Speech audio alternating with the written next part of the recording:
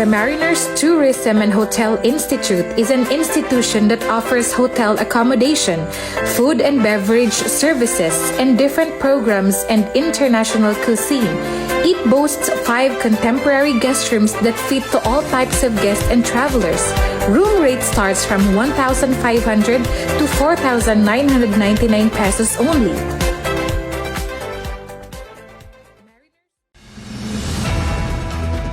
Dakop sa ginibog drug bypass operation.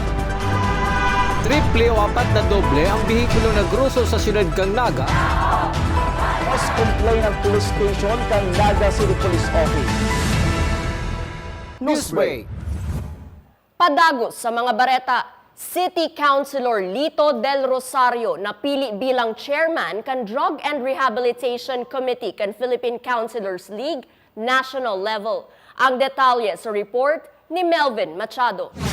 Bako na lang sa sangguniang panglungsod kang Naga, masusuko lang tibay ngunyan ni Naga City Councilor Lito Del Rosario, kundi sa bilog na Pilipinas na, matapos siyang manumbrahan bilang chairman kan Drugs and Rehabilitation Committee kang Philippine Councilors League National Level. Ang nasabing komitiba sa PCL ang maplano, mahamaning pag-aadal asin makonsulta para sa mga lakdang na mas mapakarhay subot ang programa kontra illegal na droga sa nasyon. Miyembro kan nasabing komitiba ang mga presidente kang PCL hali sa ibang syudad asin probinsya sa Pilipinas. Ang trabaho po kaning committee ini iyo po na magplano, mag-draft, mag-recommend ng mga legislasyon sa satoy pong mga mambabatas national para po sa pag-combat sa illegal drugs and pag-improve kan sa mga rehabilitation efforts sa perspective po kang Philippine Councilors League. Kaya po I promise na pag-iigihan po ni hari pong makatabang po kita sa national level. Para kay City Councilor Del Rosario, mas marhay kung hihilingon subot ang issue sa illegal na droga sa nasyon bilang health issue.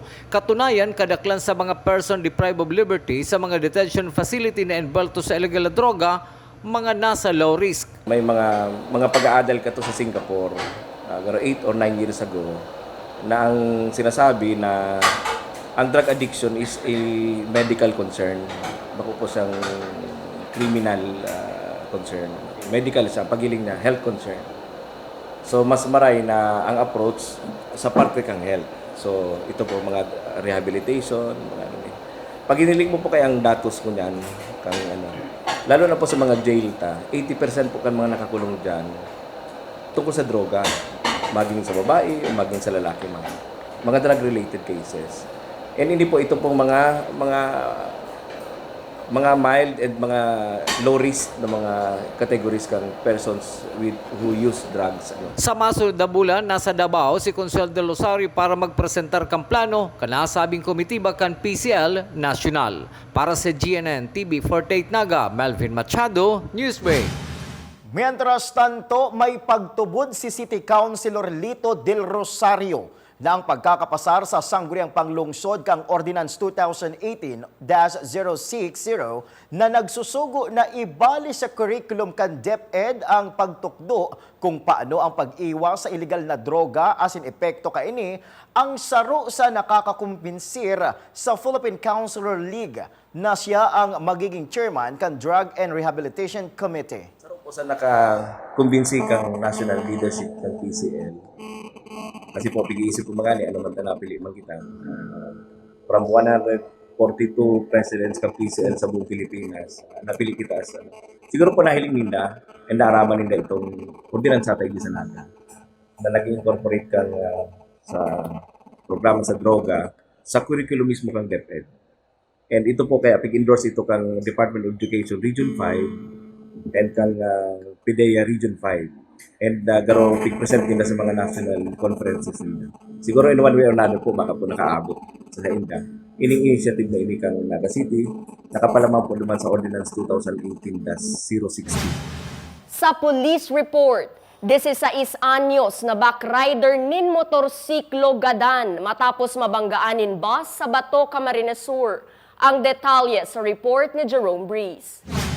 Gadan ang sarong nga 16 anyos na babayeng backrider din motorsiklo matapos ang nangyaring aksidente asin nakairarom sa sarong nga pampasehrong bus sa San Miguel, Bato, Camarines Sur alas 4 nina magahon kasud ma. Sigon kay Police Staff Sergeant James Eglopas, ang investigador kan Bato Municipal Police Station, mantang pigmamaneho ni John Paul Sabas ang motor kay bahan, ang backrider na si Charlene Sabas kan biglang mabudalan ini kan bus na minamaneho man ni Jesus Panol na naging rason tanganing makairarom en sakay kan motorsiklo asin magadan mantang na irido man ang driver kay ni. Around 4:15 a.m., the motorcycle driven by John Paul Sabas while crossing on the opposite place of incident accidentally bumped from behind by the passenger bus. Christian Line driven by Juan Jesus Panol E. Roldan of Porocop, Laredale, San Jose, Panganiban, Camarines Norte. After the matapos na mabangga yung motorsiklo, yung driver at saka yung backrider bumagsak ito sa kalsada kung saan yung backrider na si Charlene Sabas Bubis na nakasilong ito sa bus at the same time nagulungan ito ng gulong at the same time na-drag po siya. Nakaladkad pa po yung biktima si Charlene Sabas. Nagkaigwa naman subotin settlement sa pagultanan kan pamilya kan biktima asin driver kan bus asin nakalwas naman inini na kulungan. Nangapudan na sanaan pulis na maging maingat sa pagmamaneho para maiwasan ang aksidente. Isang advice ko lang sa mga motorista, sa mga biyahero, lalo na sa mga motorsiklo. Be responsible po tayo mas na magdadrive tayo. Kumbaga, although nasa Maharlika Highway bilang sasakyan, magpatakbo lang po ng tamang moderate speed lang po. Para sa GNN TV48 Naga Jerome Briz, Newsbreak. Sa iba pang bareta, inireklamo nin alarm in scandal, malicious mischief, trespassing as in threat ang sarong public safety officer na si Joey Jeremias na residente kan Barangay Pakul, Syudad ning Naga matapos subuot rauton ang sliding window as in salming na pintuan kang residensya ni Joshua Sarto. Dai subuot na gustuhan kan suspek ang pagsaway sa iya kan biktima mientras na pinagpapaarangkada kay ni ang sayang motorsiklo na nagkrear nin maribok na tanog. Mientras tanto sa aga na lang subuot mapaluwas ning pahayag sa isyong ini ang pamayo kan Public Safety Office na si Mr. Rene Gumba. Asin yan ang mga bidang baretang nakalap kan mas pinakusog na puwersa kan GNN TV 48 Naga News and Bicol Affairs.